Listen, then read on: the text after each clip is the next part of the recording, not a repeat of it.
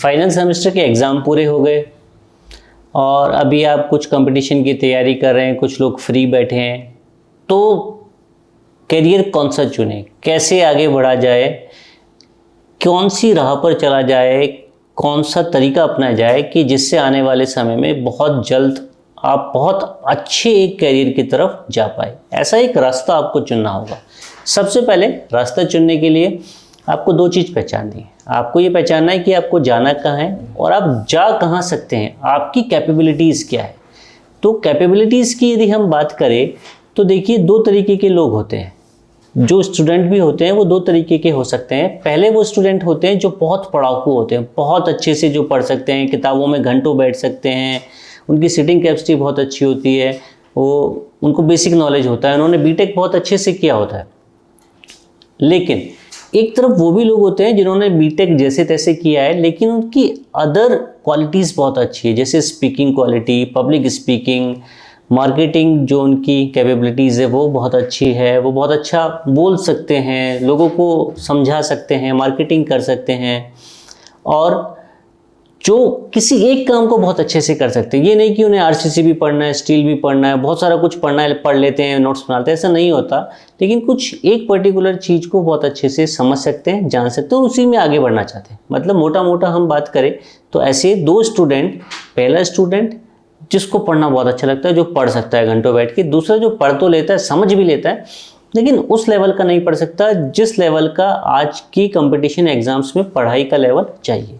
तो सबसे पहले तो आप खुद को पहचानिए कि भाई मैं पढ़ सकता हूँ कि नहीं पढ़ सकता। मतलब पढ़े तो आप हैं ही, आपने यदि बीटेक कर लिया तो आप पढ़ें, ऑब्वियसली बात है कि आप पढ़ें, लेकिन जो कंपटीशन की गला काट प्रतिस्पर्धा है उसमें आप टिक सकते हैं कि नहीं टिक सकते, वो थोड़ा सा आपको जानना समझना पड़ेगा। ठीक है, अब पहले बच्चे को हम लेके चलते हैं कि भाई ऐसा स्टूडेंट, ऐसा बच्चा जो पढ़ सकता है, जो चाहता है मैं तो गवर्नमेंट जॉब की तरफ ही जाऊं, वो तैयारी कर सकता है, इंडियन इंजीनियरिंग सर्विसेज की तैयारी कर सकता है, वो गेट के थ्रू किसी पीएसयू में जा सकता है, गेट के थ्रू एमटेक कर सकता है, फिर बाद में उसी आईआईटी या एनआईटी से पीएचडी कर सकता है, वो और कोई जेईई के स्टेट लेवल के एग्ज़ाम्स को क्लियर कर सकता है, और वो भी ना हो तो वह एसएससी जेईई की तैयारी करके सेंटर में एक अच्छी जेईई की पोस्ट लेके जॉब कर सकता है। तो ये तो हुआ एक सीधा साधा तरीका। आपने पढ़ाई करी, आपने बीटेक करा, आपने कंपटीशन की तैयारी करी और आप गवर्नमेंट जॉब लग गए। गवर्नमेंट जॉब में जैसे जैसे आपके प्रमोशन होंगे आपकी तनख्वाहें बढ़ती जाएगी। अब दूसरी तरफ वो लड़का है जिसने बीटेक तो कर ली, लेकिन अब वो ये जो इतनी ज़्यादा मुश्किल पढ़ाई है, जो इतना ज़्यादा कंसंट्रेशन चाहिए, टाइम चाहिए, वो नहीं दे पा रहा है किसी भी रीजन से, चाहे फैमिली रीजन हो कि वह खुद भी नहीं करना चाह रहा हो।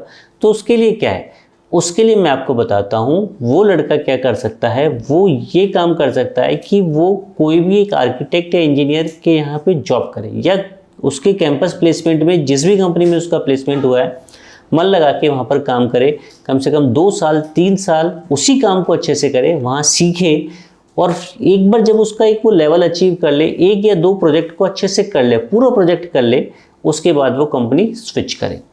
और यदि 2 साल 3 साल 4 साल 5 साल काम करने के बाद कहीं पर भी उसको एक्सपीरियंस अच्छा हो जाता है और वो कॉन्फिडेंट हो जाता है कि मैं खुद से ही बहुत अच्छा काम कर सकता हूँ, तो वो खुद की एक कंपनी स्टार्ट करे, चाहे वो डिज़ाइनिंग की कंपनी हो, चाहे वो प्लानिंग वाली कंपनी हो। सिविल इंजीनियरिंग में बहुत सारे फील्ड है, आप डिज़ाइनिंग कर सकते हैं, प्लानिंग कर सकते हैं, सर्वेइंग वाले जॉब आप ले सकते हैं, पकड़ सकते हैं, कंसल्टेंसी का काम आप कर सकते हैं, आप प्रोजेक्ट मैनेजमेंट का काम कर सकते हैं, और भी बहुत सारे काम हैं, आप ढूंढेंगे तो आपको मिलेंगे। तो आप ऐसा कुछ काम सीखिए और बाद में उसी से रिलेटेड खुद की एक छोटा सा फर्म अपने घर से शुरुआत कीजिए, ऑफिस डालिए और काम कीजिए। अब आपको लगेगा कि जो आपका दोस्त गवर्नमेंट जॉब लगा है उसकी तो तनख्वाह आज 1 लाख 1.5 लाख 2 लाख है, आप तो महीने के 50 60 70 80 हज़ार रुपये कमा पा रहे हैं, या उससे भी कम पर अभी आप काम कर रहे हैं। लेकिन ध्यान रखिए, ग्राफ 2 प्रकार के होते हैं। एक होते हैं कांस्टेंट स्लोप वाला ग्राफ, जो गवर्नमेंट जॉब है वो कांस्टेंट स्लोप पे काम करती है, मतलब धीरे धीरे उसकी तनख्वाह बढ़ती जाएगी, और वो अलग बात है यदि आप किसी गलत तरीके से पैसा कमा रहे हैं तो उसका कोई जवाब है नहीं, उसका मतलब वो डिबेटेबल टॉपिक ही नहीं है। ठीक है, तो गवर्नमेंट जॉब में आपकी तनख्वाह क्या बढ़ेगी, धीरे धीरे बढ़ेगी। अब बात करते हैं, हालांकि जो स्लोप है आपका, स्लोप आपका जो काम करने का स्लोप है, जो पैसे बढ़ने की या आपकी जो तरक्की है वो शुरुआत में प्राइवेट सेक्टर में धीरे होगी, क्योंकि प्राइवेट सेक्टर में शुरू के 4 से 5 साल आपको क्या करना होता है, काम सीखना होता है। और एक बार जब आपको काम आ जाता है तो आपके काम की वैल्यू होती है, कंपनीज को आपकी वैल्यू होती है, बहुत अच्छे इंजीनियर्स को आपकी वैल्यू होती है और वो आपको आगे से कॉल करके बुलाएंगे। लेकिन आपको 4-5 साल रुकना पड़ेगा, धैर्य रखना पड़ेगा, पेशेंस रखना पड़ेगा और लग के काम करना पड़ेगा और सीखना पड़ेगा। और मानिए कि मत मानिए, सिविल इंजीनियरिंग में खासतौर से जो साइट के जॉब होते हैं या डिज़ाइनिंग के जॉब है, उसमें आपने 4-5 साल काम कर लिया और आपको काम आने लग गया, तो ऐसे लोग बहुत ही कम मिलते हैं। Specific people are very less in civil engineering field. So आपको एक स्पेसिफिक टास्क पे लग जाना है, अपनी काबिलियत को उसमें बढ़ाना है और धीरे धीरे आप जानेंगे कि आपकी डिमांड तो बाहर तक है, विदेशों तक से आपको ऑफर मिलेगा काम करने का। फिर आप जहाँ चाहें वहाँ आप काम कर सकते हैं, आप फ्री है और आप अपनी काबिलियत के बल पे आगे बढ़ेंगे। और जो आपका दोस्त जो एक गवर्नमेंट जॉब में लगा था, उसकी तनख्वाह से आपकी तनख्वाह कम से कम 3 गुना 4 गुना आप पाएंगे। और यदि आप खुद का काम करते हैं तो उसकी तो कोई होड़ ही नहीं है।